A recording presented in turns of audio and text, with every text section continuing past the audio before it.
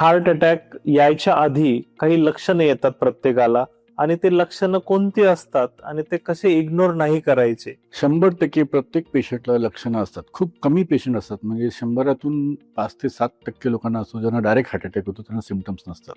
94% लोकांना सिम्पटम्स असतात. Symptoms, basic symptom काय असतो?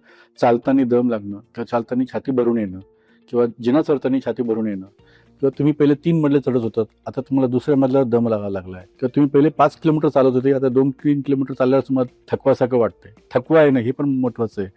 किंवा माझ्या वडिलांना फक्त टायर्डनेस होत होता. He used to walk 10 kilometers. But when he started walking only 4 or 5 kilometers, I realized he's got some problem. आणि ते त्यांनी सांगितलं मला. तर basically you have to keep, म्हणजे तुम्ही अटेंटिव्ह राहायला पाहिजे, निग्लेक्ट नाही केलं पाहिजे. पुष्कळ लोकांना काय, मला वयामुळे त्रास होतोय, किंवा they try to blame it something else. Acceptance नाही लोकांना. जेव्हा लोक तुमचा ऍक्सेप्टन्स राहील, छातीत दुखणं डाव्या बाजूला उजव्या बाजूला, डाव्या खांद्यात उजव्या खांद्यात, एक्झर्शन करते, चालताना फिरताना किंवा जिना चढताना, किंवा जबड्यामध्ये दुखणं किंवा जॉ पेन होणं, हे तुमचे हृदयाचे लक्षण आहे. आणि 30% लोकांना ऍसिडिटी होते. ऍसिडिटी जर गोळ्यांनी जात नसेल तर ते पण तुमचं हृदयाचे अटॅकचे लक्षण आहे.